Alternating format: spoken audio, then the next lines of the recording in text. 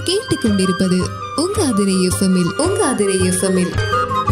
Adirai FM மகளிர் மட்டும்.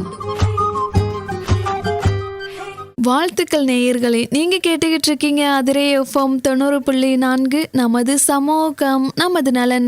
நம்ம அதிரை எஃப்எம் மகளிர் மட்டும் நிகழ்ச்சிக்கு உங்கள் அனைவரையும் வரவேற்கிறேன். நான் உங்க ஆர்ஜே ரம்யா.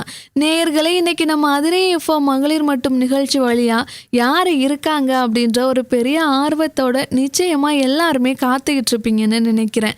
இன்னைக்கு நம்ம நிகழ்ச்சியில யார் இருக்காங்கன்னு கேட்டா, சென்னையிலேருந்து மக்கள் எல்லாரையுமே திருப்திப்படுத்த விதத்துல உணவுப் பொருட்கள் தயாரிச்சு விற்பனை பண்ணிக்கிட்டு இருக்க சுதா அவர்கள் தான் நம்ம நிகழ்ச்சியில இணைஞ்சிருக்காங்க. ஸோ அவங்க தொழில் பத்தின நிறைய விஷயங்களை நம்ம கூட ஷேர் பண்ணிக்க போறாங்க. நிகழ்ச்சியை மிஸ் பண்ணாம தொடர்ந்து கேளுங்க. இப்போ வாங்க நம்ம நிகழ்ச்சிக்குள்ள போகலாம். வாழ்த்துக்கள் மேம். உங்களை பத்தி நம்ம நேயர்கள் கூட ஷேர் பண்ணிக்கோங்க. என் பேர் சுதா அசோகன். நான் சென்னையில தான் வசிக்கிறேன். பூர்வீகமும் எங்களுக்கு சென்னை தான்.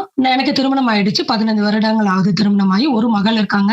ஹஸ்பண்ட் பாத்தீங்கன்னா வெளிநாட்டுல இருக்காங்க. வருடத்திற்கு ஒரு தடவை எங்களை பார்த்துட்டு போவாங்க. அம்மா, அப்பா, அப்புறம் என்னோட அக்கா குடும்பம். நாங்க எல்லாருமே ஒரு கூட்டு குடும்பமா தான் இங்க வசிச்சுட்டு இருக்கோம். எனக்கு பாத்தீங்கன்னா நான் படிச்சது எல்லாமே இங்க ஸ்கூலிங் எல்லாம் சென்னையில தான். டிகிரி, யூஜி, பிஜி எல்லாம் நான் குடும்ப சூழ்நிலையால காலேஜ் பண்ண முடியல. ஸோ அதுக்காக நான் என்ன பண்ணிட்டேன், கரஸ்ல படிக்க ஆரம்பிச்சுட்டேன். அப்புறம் ஆஃபீஸ் போக வேண்டிய சூழ்நிலை, கண்டிப்பா நான் வேலைக்கு போயே ஆகணும்ன்ற சூழ்நிலை வரும்போது தான் என்னோட ஃபர்ஸ்ட் ஜாபே ஒரு கார்பரேட்ல தான் ஒரு இனிஷியல் ஒரு டெலிகாலரா போய் ஜாயின் பண்ணேன். அதுக்கப்புறம் அங்கிருந்து என்னோட முயற்சினால மேனேஜர் லெவல் வரைக்கும் 17 வருஷம் ஒரே கன்சர்ன்ல ஒர்க் பண்ணிட்டு இருந்தேன் ஒரு டெலிகாம் கம்பெனில. அப்புறம் ஒரு கட்டத்துக்கு மேல நம்மளோட முயற்சி, உழைப்பு எல்லாமே வீணாகிற மாதிரி எனக்கு ஒரு இருந்ததுனால நான் தொழில் தொடங்கலாம் நினைச்சு இந்த தொழிலை இப்போ நடத்தி சிறப்பா நடத்திட்டு இருக்கேன். Okay ma'am. இப்போ எத்தனை வருஷமா இந்த தொழில் பண்ணிட்டு இருக்கீங்க மேம்? இந்த தொழில் நாங்க 2018 ஜூன்ல ஆரம்பிச்சது. அதாவது ஒரு பிராண்டா ஆரம்பிச்சது 2018. பட் தொழில்னு பாத்தீங்கன்னா என்னோட பாட்டி காலத்துல இருந்து இது ஒரு தொழிலா தான் பண்ணிட்டு இருக்காங்க. ஆனா ரொம்ப பெரிய லெவல்ல இல்லாம சின்ன சின்ன லெவல்ல பண்ணிட்டு இருந்தாங்க. அப்புறம் என்னோட ஜெனரேஷன் வரும்போது எனக்கு சின்ன வயசுல இருந்து பர்டிகுலரா நான் பண்ணா இந்த பிசினஸ் தான் பண்ணணும், இந்த ப்ராடக்ட் தான் விற்கணும்னு சின்ன வயசுல இருந்து எனக்கு இந்த ஆர்வம் இருந்ததுனால நான் 2018 ரிஜிஸ்டர் பண்ணிட்டு எல்லாமே சர்டிபிகேஷனோட ப்ராப்பர் டெஸ்டிங்கோட நான் ஸ்டார்ட் பண்ணது 2018 ஜூன். Okay ma'am. ஃபர்ஸ்ட் நம்ம இந்த சுயதொழில் தொடங்கலாம் அப்படின்ற ஒரு பிளான் எப்படி மேம் வந்துச்சு? பிளான் எப்போ பாத்தீங்கன்னா, நான் சொன்ன மாதிரி டெலிகாம் கம்பெனில ஃபுல் அண்ட் ஃபுல் என் கூட லேடிஸ் தான் இருப்பாங்க. நான் ஒரு 6-7 பிரான்ச் ஹேண்டில் பண்ணதுனால ஒரு பிரான்ச்ல ஒரு 50 பேர் இருப்பாங்க. என்னோட முதல் இப்பவும் நான் ஃபுட் அண்ட் ஹெர்ப்ஸ் ரெண்டுமே பண்ணிட்டு இருக்கேன். ஆனா என்னோட ஃபர்ஸ்ட் பிசினஸ் ஸ்டார்ட் பண்ணோம்னா ஹேர் ஆயில், ஹேர் பேக் அந்த மாதிரி தான் கொஞ்சம் கொஞ்சமா செஞ்சு கொடுத்துட்டு இருப்பேன். அப்புறம் என்னோட இப்ப மெயின் ப்ராடக்டான நான்வெஜ் ஊறுகாய் ஸ்பெஷல் பிரான் ஊறுகாய், அது எல்லாருக்குமே கொஞ்சம் கொஞ்சமா செஞ்சு ஒரு சின்ன பேக்கெட்ல போட்டு, ஏன்னா எல்லாருமே ஹாஸ்டல்ல தங்குற பசங்க தான் என்னோட டீம்ல இருப்பாங்க. அப்ப அவங்க சூப்பரா இருக்குன்னும் போது என்னோட ஆபீஸ் ஃபுல்லாவே சேல்ன்றது நான் 2006லயே நான் ஒரு ஆரம்பிச்சது சேல்ன்றது. அப்போ அப்படி தொடங்கினதுதான் அது. அப்போ ஒரு தொழில் தொடங்கலாம்னு முடிவு வரும்போது நம்ம ஆல்ரெடி பண்ணிட்டு தான் இருந்தோம் சின்ன லெவல்ல. பெருசா பண்ணலாம்னு சொல்லிட்டு தான் ஒரு கரெக்டா அதுக்கான எனக்கு தெரியுது இது குடும்ப தொழில் இல்லாம அதுக்கான ட்ரைனிங்கும் போய் எடுத்துக்கிட்டேன். அது ஹேர் கேருக்கா இருக்கட்டும், ஃபுட்டுக்கோ இருக்கட்டும், பர்டிகுலர் ட்ரைனிங் போய் எடுத்துட்டு தான் நான் ரிஜிஸ்டர் பண்ணி அதுக்கப்புறம் இந்த தொழில ஆரம்பிச்சேன். இப்போ 2018 இந்த தொழில் பண்றேன் அப்படின்னு சொன்னீங்க இல்லையா? இந்த தொழில் மூலம் என்னென்ன பொருட்கள் தயாரிச்சு விற்பனை பண்ணிட்டு இருக்கீங்க மேம்? ஓகே, என்னோட பிராண்ட் நேம் பாத்தீங்கன்னா கலவை ஃபுட்ஸ் அண்ட் ஹெர்ப்ஸ். இதுதான் என்னோட ரிஜிஸ்டர்ட் நேம். ஃபுட்ஸ்ன்ற போது பார்க்க போனா என்னோட மெயின் நான் வெஜிடேரியன் தொக்கு வெரைட்டி. ஆக்சுவலா இது ஊறுகாய் கிடையாது, தொக்கு. சிறியவர் முதல் பெரியவர்கள் வரை, அதாவது ஒரு 5 வயசு குழந்தையில இருந்து 90 வயசு பெரியவங்க வரைக்கும் சாப்பிடலாம். இது உப்பு காரம் எல்லாம் கரெக்டான்றதுனால தொக்கு வெரைட்டி தான் பண்ணிட்டு இருக்கோம். நான் வெஜிடேரியன் செக்டர்ல பாத்தீங்கன்னா இது ஊறுகாய்ன்றது எதுக்காகனா, அந்த விளம்பரம் போகும்போது ஊறுகாய்னா தான் கெடாம இருக்கும்ன்றது மக்களுக்கு ஒரு தெரியறதுக்காக. ஆக்சுவலா இது ஒரு தொக்கு. இறால், சிக்கன், மட்டன், கருவாடு, மீன், இது மாதிரி எறா தொக்கும் பண்ணி தருவோம். அப்புறம் எறா பருப்பு பொடியும் பண்ணி தரும், சென்னாக்குனின்னு சொல்லுவாங்க. வெஜிடேரியன் பாத்தீங்கன்னா வெஜிடேரியன்ல கவுண்டடே இல்லாம ஒரு மோர் தென் 30 வெரைட்டிஸ், அதாவது தொக்காவே கொடுக்குறோம். எக்ஸாம்பிள் பாத்தீங்கன்னா பிரண்டை, வெள்ளாரை, முடக்கத்தான், அந்த மாதிரி காம்பினேஷன்லயே நம்ம கொடுக்குறோம். பூண்டு, தக்காளி, சுண்டக்காய், வாழைப்பூ, வாழைத்தண்டு, அந்த மாதிரி நிறைய. அப்புறம் பருப்பு பொடி அதேதான். எல்லாரும் நார்மலா ஒரு 2 பருப்பு பொடி சொன்னாங்கன்னா நம்ம கிட்ட வெரைட்டிஸ் ஆஃப், ஒரு எக்ஸாம்பிள் சொன்னா அரைக்கீரை பருப்பு பொடி, பசலைக்கீரை பருப்பு பொடி, பொன்னாங்கண்ணி கீரை பருப்பு பொடி, அந்த மாதிரி பருப்பு பொடியே ஒரு 30-40 வெரைட்டி இருக்கு. அப்புறம் ரெடிமிக்ஸ்னா இந்த காலகட்டத்துல எல்லாருமே அவசர உலகத்துல இருக்கிறதுனால அந்த ரெடிமேட் மாவு தான் வாங்குறாங்க. ஈர மாவு சொல்லுவோம், அந்த கடையில ஒரு ரூபாய் பாக்கெட் வாங்கி நம்ம கிட்ட பவுடர்லயே எல்லாமே இருக்கு. இன்னொன்னு நார்மல் இட்லி பவுடர் இல்லாம சிறுதானிய வகைகள்லயும் இட்லி மாவு, உடனடி இட்லி மாவு பண்றது இருக்கு, வடை மிக்ஸ் இருக்கு, மெதுவடை மிக்ஸ், அந்த மாதிரி ப்ரீமிக்ஸ் வெரைட்டிஸ் நிறைய இருக்கு. அதை தாண்டி ஃபுட்ல இருந்து நம்ம தாண்டி போனோம்னா கஞ்சி மிக்ஸ் இருக்கு. இப்ப எங்க பார்த்தாலும் சுகர், ஒபிசிட்டி அந்த மாதிரி நிறைய இருக்கு, ஹார்ட் அட்டாக், அவங்களுக்கு எல்லாம் வந்து கஞ்சி மிக்ஸ். நார்மலா சிறுதானியத்துல என்ன மாதிரி ப்ராப்ளம் இருக்குன்னா குக்கிங் டைம் ரொம்ப ஜாஸ்தி இருக்கும். நம்மளுது 5 minutes கலவையோட பிராண்ட்ல இருக்க கஞ்சி மிக்ஸ் 5 நிமிடத்திலே நீங்க கஞ்சி தயாரிச்சு குடிச்சுக்கலாம். சோ அதுதான் வந்து முக்கியமான, ஏன்னா வயதானவர்கள் தான் அதுல அஃபெக்ட் ஆவாங்க. இதுல வந்து அவங்களுக்கு பெருசா பயனடையலாம். ரெண்டாவது வந்து எங்களோட hair care products, hair oil, shampoo and hair pack, hair conditioner, ஒரு காம்போ மாதிரி நாங்க கொடுத்துட்டு இருக்கோம். நல்ல ரிசல்ட் இருக்கு. சோ இதுதான் எங்களோட ப்ராடக்ட். Okay ma'am. இப்போ இயற்கை முறையில் நிறைய உணவுப் பொருட்கள் தயாரித்து விற்பனை பண்ணிக்கிட்டு இருக்கீங்க. இதுக்கான மூலப்பொருட்கள்லாம் எங்கேருந்து மேம் கிடைக்குது உங்களுக்கு? ஓகே, இதற்கான மூலப்பொருட்கள் பாத்தீங்கன்னா ஆரம்ப கட்டத்துல ஒரு இனிஷியல் ஸ்டேஜ்ல நான் மட்டும் தான் பிசினஸ் ஸ்டார்ட் பண்ற போது நம்ம ஹோல்சேல தான் தேடி போவோம் கடையில. ஆனா கொஞ்சம் கொஞ்சம், அதாவது ஒரு வருஷத்துக்குள்ளே என்ன ஆயிடுச்சு, பிசினஸ் குரூப்போட கனெக்ட் ஆனேன். அதாவது சுய தொழில் தொடராங்கல்ல, அவங்களோட குரூப்ல கனெக்ட் ஆகும்போது நிறைய கான்டாக்ட்ஸ் கிடைச்சது. எனக்கு இன்னைக்கு மூலப்பொருள் எல்லாமே ஆல் ஓவர் தமிழ்நாட்டுல இருக்க சுய உதவி பண்ற மகளிர் கிட்ட இருந்து தான் நான் வாங்கிக்கிறேன். இப்ப அவங்க என்னோட ஃப்ரெண்ட்ஸ். சோ தெரிஞ்சும் தெரியாமல அவங்களுக்கு நான் ஒரு வேலை வாய்ப்பும் கொடுத்த மாதிரி ஆகும். தரமான என்ன மாதிரி சர்டிபிகேஷன் இருக்கிற மகளிர் கிட்ட இருந்து நான் வாங்கி தான் என்னோட ப்ராடக்ட் எல்லாமே மேக் பண்றேன். Okay ma'am, super ma'am. இப்போ ஃபஸ்ட்டு இந்த தொழில் ஸ்டார்ட் பண்ணலாம் அப்படின்னு ஸ்டார்ட் பண்ணப்போ இதுக்கான முதலீடு அப்படின்றது எவ்வளவு மேம் இருந்துச்சு? முதலீடு வந்து அப்போ வந்து என்னோட பிஎஃப் காசு வந்து எனக்கு வந்து ரொம்ப கையில வரல. ஒரு 20,000 ரூபாய் வந்தது. அதாவது என்னோட பணமே. நான் என்னோட ஸ்டார்ட் பண்ணும்போது என்ன நினைச்சேன்னா, வீட்டுல வந்து எப்போ நமக்கு வந்து பிரச்சனை ஸ்டார்ட் ஆகும்னா பணமா கேட்கும் போது தான் பிரச்சனை ஸ்டார்ட் ஆகும். நமக்கு பர்மிஷன் கொடுக்கறதே பெரிய விஷயம். சோ அப்ப என் கையில 20,000 ரூபாய் இருந்தது. ஒரு சீலிங் மிஷின், கொஞ்சம் பாட்டில், கொஞ்சம் மூலப்பொருட்கள், இதெல்லாம் வச்சு ஆரம்பிச்சு 20,000 ரூபாய் ஆரம்பிச்சது தான் என்னோட பொருட்கள் எல்லாமே. Okay ma'am. இப்போ என்னதான் ஒரு முதலீட்டுல ஆரம்பிச்சு இருந்தாலும் இப்போ நம்ம பிஸ்னஸ் நல்லாவே போயிட்டு இருக்கு அப்படின்னு சொல்லலாம். இப்போ இதற்கான வரவேற்பு அப்படின்றது எப்படி மேம் இருக்கு? வரவேற்பு எனக்கு நான் சொல்றேன், ஆரம்பத்திலே என்னோட எறா ஊறுகாய் சாப்பிட்டவங்க அப்படி கண்டினியூஸா ரெஃபரன்ஸ் போயிட்டே இருக்கும். என்னோட முடக்கத்தானோ இல்ல பிரண்டியோ சாப்பிட்டவங்க அப்படியே ரெஃபரன்ஸ் போயிட்டே இருக்கும். எனக்கு எப்பவுமே இந்த தொழிலை பொறுத்த வரைக்கும் கடவுள் கிருபை எனக்கு வந்து வரவேற்பு ஆரம்பத்துல இருந்தே இருக்கு. அது எந்த ப்ராடக்டா இருந்தாலும், ஹேர் கேர் ப்ராடக்டாலும் ஃபுட்டா இருந்தாலும் செம்ம வரவேற்பு எனக்கு எப்பவுமே இருக்கும். Okay ma'am. இப்போ இதற்கான மார்க்கெட்டிங் அப்படின்றது எப்படி மேம் பண்ணிக்கிட்டு இருக்கீங்க? மார்க்கெட்டிங் நான் ஆரம்ப கட்டத்துல இருந்து அது என்னமோ நான் ஆரம்ப வந்து சோசியல் மீடியா கொஞ்சம் வளர்ச்சி அடைஞ்ச காலம். ரெஃபரன்ஸ், அதாவது த்ரூ ரெஃபரன்ஸ். இப்ப சொன்ன மாதிரி இப்போ ஒருத்தங்க வாங்கினாங்கன்னா, இப்ப ஃபார் எக்ஸாம்பிள் அமெரிக்கால எனக்கு ஒருத்தர் தான் வாங்கினாரு. இன்னைக்கு அமெரிக்கால எனக்கு ஒரு 100கணக்கான கஸ்டமர் இருக்காங்க. அந்த மாதிரி ரெஃபரன்ஸ் த்ரூ வாய்மொழி ரெஃபரன்ஸ், அப்புறம் வாட்ஸ்அப், அப்புறம் சோசியல் மீடியா. நமக்கு சோசியல் மீடியா இருக்கு, யூடியூப் இருக்கு, இன்ஸ்டா இருக்கு, ஃபேஸ்புக் இருக்கு. சோ இது எல்லாமே தான் நான் ஆன்லைன் மூலியமா தான் என்னோட மார்க்கெட்டிங் ஃபுல்லாவே. பெண் அப்படின்னு எடுத்துக்கும் போது குடும்ப ஒத்துழைப்பு அப்படின்றது ரொம்பவே அவசியமான ஒன்றா இருக்கு இல்லையா? இப்போ அந்த வகையில் ஆரம்பத்தில் உங்கள் குடும்ப ஒத்துழைப்பு எப்படி இருந்துச்சு? இப்போ எப்படி மேம் இருக்கு? அததான் சொல்றேன், என்னோட குடும்பம் தான் எனக்கு மிக முக்கிய பலமே. ஏன்னா கணவர் வந்து வெளிநாட்டுல இருக்காரு. அப்ப குடும்பத்தை ஃபுல்லா நான் தான் எடுத்துக்கிட்டோம். அப்ப பாத்தீங்கன்னா எல்லா பர்டனும் என் தலையில தான் இருக்கும். அப்போ நான் இந்த வேலையை நான் ரிசைன் பண்ண போறேன், அதாவது ஒரு நல்ல சம்பளம் வர வேலையை நான் ரிசைன் பண்ண போறேன் அப்படின்னும் போது, அப்போ முதல் சப்போர்ட் அம்மா அப்பா. அம்மாவுக்கு வந்து வயது இப்போ 75, அப்பாக்கு 83. சோ அப்பவே அவங்க 2 பேரும் நீ பண்ணு, நம்ம தைரியமா இறங்கலாம்னாங்க. கணவர் வந்து எதுவுமே பாதிக்கப்படாத அளவுக்கு, அதாவது நம்ம எங்கேயும் போய், அவங்க எல்லாருக்குமே ஒரு இருக்கும்ல, ஒரு பெண்ணா போய் முதல்ல பண்ணும்போது ஏமாந்துரும் அப்படின்றதுதான் ஆண்களோட ஒரு முதல் கட்ட இதுவா இருக்கும். சோ அவங்க எனக்கு அப்ரூவ் பண்ணிட்டாங்க, நீங்க பண்ணிக்கங்கன்னு. அடுத்த சப்போர்ட் பாத்தீங்கன்னா அக்கா தான். இப்ப என்னோட குடும்பம் பலம் தான் என்னோட இந்த பிசினஸ்க்கு முக்கியமே. சோ நல்ல சப்போர்ட் இருந்தது, எனக்கு எந்த எதிர்ப்பும் இல்லை. Okay ma'am, super ma'am. இப்போ ஒரு பிஸ்னஸ் அப்படின்னு எடுத்துக்கும் போது அதில் நிறைய ஸ்ட்ரகிள்ஸ் இருக்கும். அது எல்லாத்தையுமே கடந்து வந்தால் தான் நல்லபடியாக நம்ம ஒரு பிஸ்னஸ் ரன் பண்ண முடியும்.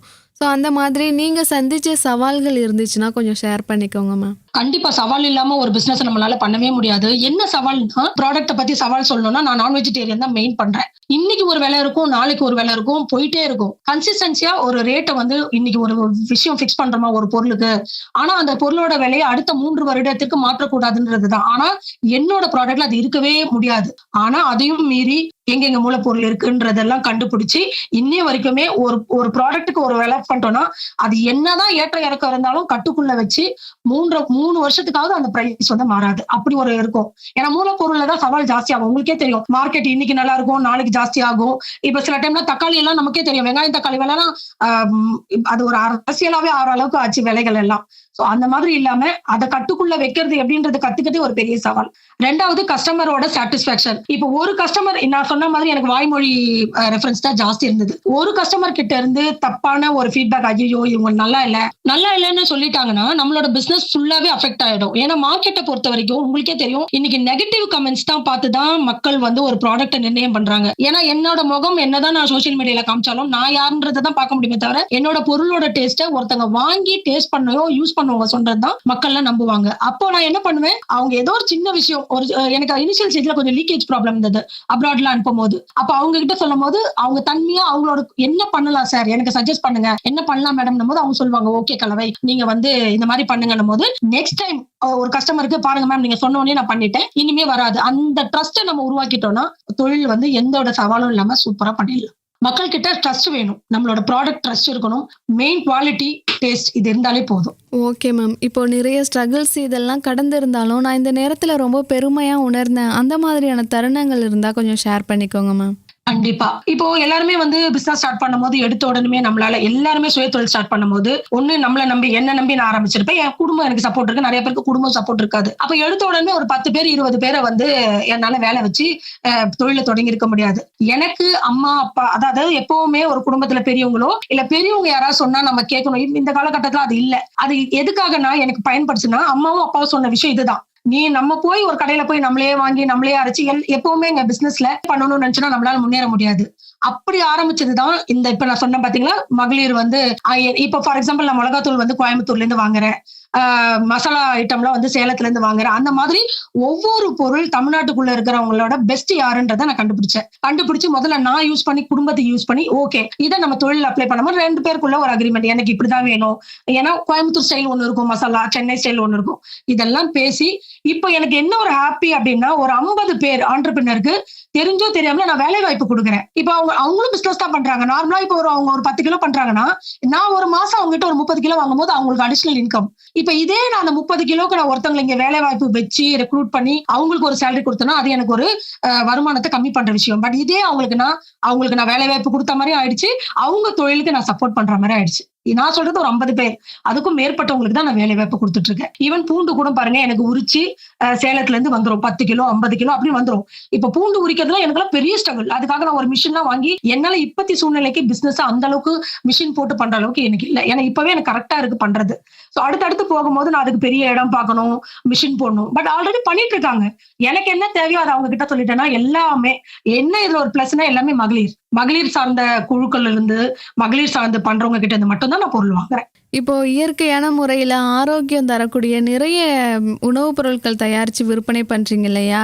இப்போ உங்கள் பிஸ்னஸோட தனித்துவம் அப்படின்னு ஏதாவது ஃபாலோ பண்ணுறீங்களா மேம்? கண்டிப்பா ப்ரிசர்வேட்டிவ் கிடையவே கிடையாது. சோ நம்மளோடது எல்லாமே அந்த செய்முறை தான். இது ஏன்னா இதுல மேக்சிமம் வந்து என்னோட பாட்டி சொல்லி கொடுத்த விஷயம் தான். ஏன்னா அந்த காலத்துல அவங்களுக்கு ஃப்ரிட்ஜ் கிடையாது, ஓப்பனா தான் வச்சு சாப்பிடணும் அப்படின்னும் போது அவங்களோட அந்த ப்ரிப்பரேஷன் முறை செய்முறை தான் மெயின். ஒவ்வொன்றுத்துக்கும் ஒவ்வொரு ஹீட் வைக்கிறது எல்லாமே அந்த இப்பதான் ஸ்டவ், கேஸ் ஸ்டவ், அப்பெல்லாம் வந்து விறகடுப்பு அப்படி இல்லைன்னா மண்ணெண்ணெய் அடுப்பு தான் இருக்கும்.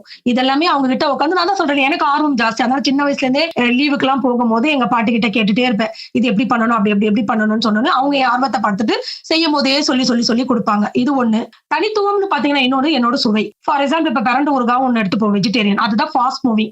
இன்றைய காலகட்டத்தில் எல்லாருக்கும் மூட்டு வலி எல்லாமே இருக்கு, எல்லாருமே விற்பாங்க. ஆனா கலவையில நீங்க ஒரு தடவை வாங்கி சாப்பிட்டீங்கன்னா அந்த டேஸ்ட்டை நீங்க கண்டிப்பா சொல்லிட்டே இருப்பீங்க எல்லார்கிட்டயும். அதே மாதிரி எறா ஊறுகாய், நான் வெஜிடேரியன் பிக்கல் ரொம்ப கம்மி இருக்காங்க, எனக்கு தெரிஞ்ச ஆந்திரா சைடு தான் ஜாஸ்தி. பட் நீங்க வாங்கி சாப்பிட்டுட்டீங்கன்னா உங்களுக்கு தெரியும் நம்மளோட கலவையில என்னென்ன மாதிரி டேஸ்ட் இருக்குன்றது. ஏன்னா தரம், அந்த குவாலிட்டி, டேஸ்ட் எல்லாமே வந்து கலவையில சூப்பரா இருக்கும். இது என்னோட ப்ராடக்ட்னு இல்லை. ஏன்னா நான் வந்து எப்பவுமே என் குழந்தை இந்த பொருள் சாப்பிடுதா, அப்ப என்ன மாதிரி என் குழந்தை மாதிரி தமிழ்நாட்டிலயும் வெளிநாட்டிலயும் இந்தியா ஃபுல்லா இருக்க குழந்தைங்களுக்கும் சேர்த்துதான் பண்ணுவேன். அம்மா அப்பா வயசானவங்க. சோ அப்போ ஒண்ணு என் குடும்பத்தார நினைவுல வச்சு பண்ணும்போது எல்லாருக்கும் ஒரு சூப்பர் ப்ராடக்ட் தான் கொடுப்பேன். பிளஸ் எல்லாருமே வாங்குறது எதுக்காக? ஒரு டேஸ்ட்டுக்காக தான். அந்த டேஸ்ட் நிச்சயமா என்னோட ப்ராடக்ட்ல இருக்கும். ஸோ யூனிக்கான டேஸ்டும் ப்ராடக்டும் தான் என்னோட பெஸ்ட்னு நான் சொல்லுவேன். Okay ma'am. இப்போ இவ்வளோ உணவுப் பொருட்கள் தயாரித்து விற்பனை பண்ணுறீங்களா, இதில் எனக்கு ரொம்ப பிடிச்ச உணவுப் பொருட்கள் அப்படின்னு ஏதாவது இருக்கா மேம்?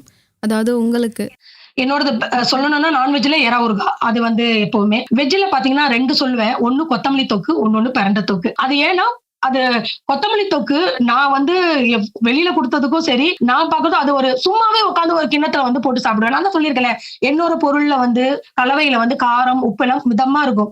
எனக்கு ரொம்ப ஒரு மாதிரி இருந்ததுன்னா ஒரு தோசைக்கு அந்த தொக்கு போட்டு செய்வேன். இட்லிக்கு, சாப்பாடுக்கு, சப்பாத்திக்கு எல்லாமே அந்த தொக்கு எடுத்து போட்டு தான் சாப்பிட்டுட்டு இருப்பேன். சோ அது வந்து அவ்வளவு ஒரு டேஸ்டா இருக்கும். நான் எனக்கு பிடிச்சதுல இதுல 2 சொன்னேன். எல்லாமே எனக்கு பிடிக்கும். பட் எனக்கு பிடிச்சதுல இந்த எறா தொக்கு, பிரண்டை, கொத்தமல்லி தொக்கு. ஏன்னா சில விஷயங்கள் இந்த பாவக்காய் தொக்கு, சுண்டைக்காய் தொக்கெல்லாம் வந்து கசப்பே தெரியாது. எல்லாரும் சொல்லுவாங்க நீங்க வந்து ஏதாவது வந்து அடிஷனலா ஆட் பண்ணுவீங்க. அப்படி எல்லாம் கிடையாது. எல்லாமே அதேதான். ப்ராசஸ் தான் அங்க மெயின்.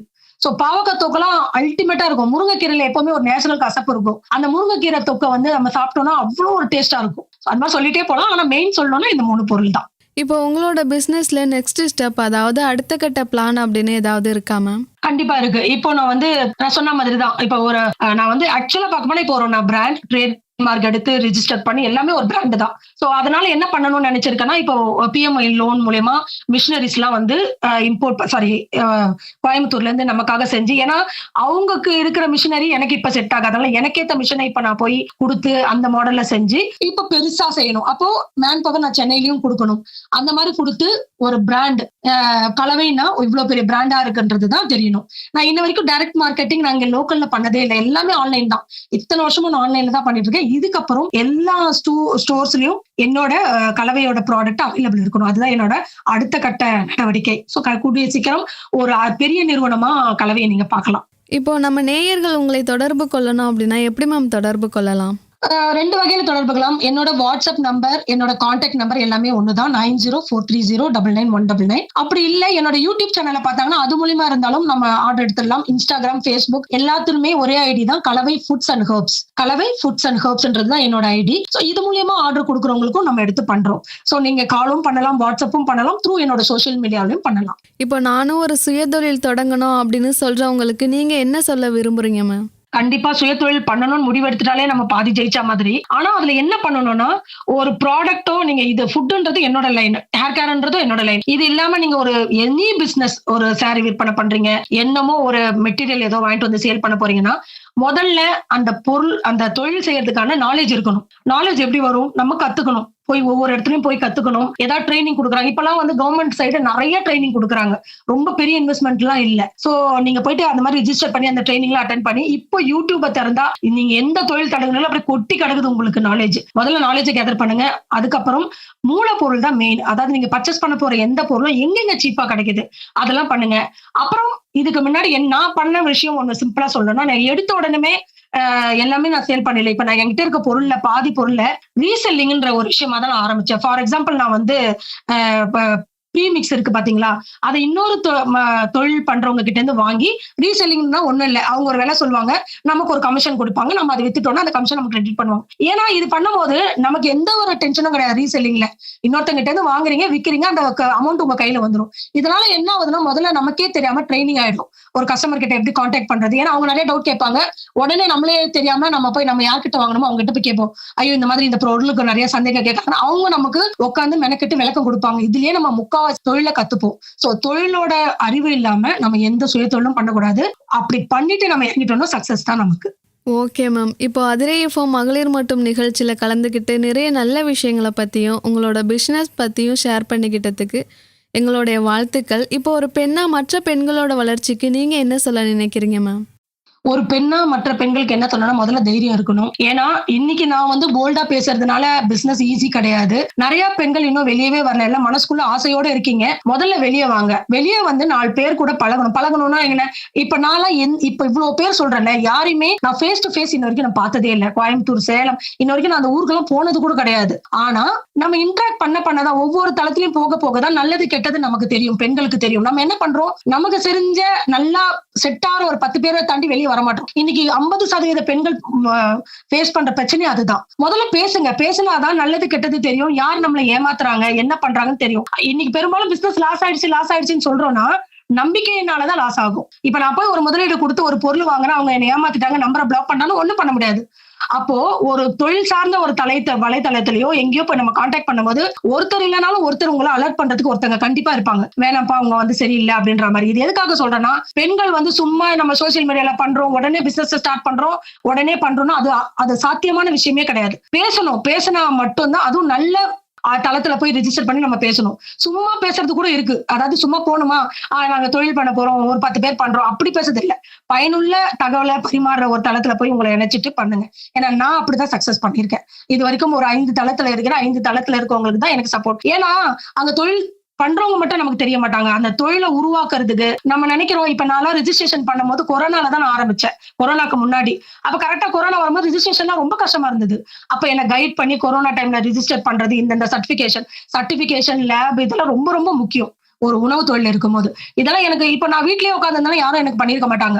நமக்கு கான்டாக்ட் கிடைக்கும். கான்டாக்ட் தொழிலை பொறுத்த வரைக்கும் கான்டாக்ட் தான் முக்கியம். சோ அந்த மாதிரி ஒரு நல்ல கான்டாக்டை உருவாக்கி வச்சுக்கணும். பெண்ணா இருக்கவங்க பேச தயங்கக்கூடாது. எந்த விதத்திலையும் எந்த சூழ்நிலையும் ஒரு பொண்ணா பிறந்தவங்க எதிர்நோக்கணும். அது எந்த ஏஜா இருக்கட்டும். தொழில் தொடங்க ஏஜ் எல்லாம் ஒண்ணும் கிடையாது. ஆனா ஃபேஸ் பண்ணணும். எப்பேற்பட்ட பிரச்சனையும் ஃபேஸ் பண்ணிக்கலாம். சொல்யூஷன் இல்லாத ப்ராப்ளம் இந்த உலகத்துல ஒண்ணுமே இல்ல. அதனால எல்லா பெண்களும் தயவு செய்து தொழில் தொடங்க முயற்சி பண்ணுங்க. தொழில் தொடங்கிட்டீங்கன்னா தைரியமா ஃபேஸ் பண்ணி இந்த தொழிலை சிறப்பா பண்றதுக்கு என்னுடைய வாழ்த்துக்கள். என்னோட கலவை நிறுவனம் சார்பாகவும் வாழ்த்துக்கள். Okay ma'am, super ma'am. இப்போ நம்ம அதிரை பண்பலை நேயர்களுக்கு நீங்க என்ன சொல்ல நினைக்கிறீங்க மேம்? ஓகே, இப்போ அக்ரியோட பண்பலையில இருக்கவங்க நிறைய பேரோட இன்டர்வியூ இதுக்கு முன்னாடி பார்த்திருப்பீங்க, கேட்டிருப்பீங்க. என்னோடதையும் கேட்கறீங்க. கண்டிப்பா அட்லீஸ்ட் நீங்க ஒரு தொழில் தொடங்கல, நீங்க இதை மட்டும் நல்லா கேக்குறீங்கன்னா ரெஃபர் பண்ணுங்க. இப்ப கலவையோட நிறுவனத்தோட ப்ராடக்ட் எல்லாமே A to Z நான் சொல்லிட்டேன். அது மாதிரி எனக்கு முன்னாடி யாரெல்லாம் பேசியிருப்பாங்க, நிறைய பிசினஸ் பண்றவங்க, உங்களோட தெரிஞ்ச சர்க்கிள் கிட்ட நீங்க ரெஃபர் பண்ணும்போது எங்களுக்கு என்ன ஆகும்னா ஒரு பூஸ்டிங்கா இருக்கும். சரி, ஏன்னா ஒரு ரெஃபரன்ஸ் மூலியமா வர்றதுதான் நல்ல பிசினஸ். அவங்களும் வாங்கி பயன்படுத்துவாங்க. அப்புறம் என்னோட இந்த இன்டர்வியூவை பாக்குற பண்பலை நேயர்கள் எல்லாருக்குமே யாருக்காவது பிசினஸ் ஸ்டார்ட் பண்ணலாம்னு ஐடியா இருந்தா உடனே ஸ்டார்ட் பண்ணிடுங்க. ஏன்னா இப்ப இந்த இன்டர்வியூ இல்லைன்னா என்ன தெரிஞ்சிருக்கிறது என்னோட சோசியல் மீடியா மூலமா தெரிஞ்சிருக்கும். இப்ப இந்த பண்பலை கேட்கிற நேயர்கள் மூலம் இன்னும் அடிஷனல் எனக்கு நிறைய வாடிக்கையாளர்கள், நண்பர்கள் எல்லாருமே கிடைப்பீங்க. அது வரைக்கும் இந்த பண்பலையை கேட்டிருக்கவங்க எங்களுக்கு சப்போர்ட் பண்ணுங்க. நேயர்களே, இது வரைக்கும் நிகழ்ச்சியை முழுமையா தொடர்ந்து கேட்டு பயனடைஞ்சிருப்பீங்கன்னு நம்புறேன். இன்னைக்கு நம்ம அதிரை எஃப்எம் மகளிர் மட்டும் நிகழ்ச்சி வழியா கலந்துக்கிட்டு நிறைய நல்ல விஷயங்களை பத்தியும் அவங்களோட தொழில் சார்ந்த நிறைய விஷயங்களை பத்தியும் ஷேர் பண்ணிக்கிட்ட சுதா அவர்களுக்கு நேயர்கள் சார்பாகவும் அதிரை எஃப்எம் சார்பாகவும் வாழ்த்துக்களையும் நன்றிகளையும் தெரிவித்து கொண்டு நிகழ்ச்சியில் இருந்து விடைபெற போறேன். நான் உங்க RJ ரம்யா.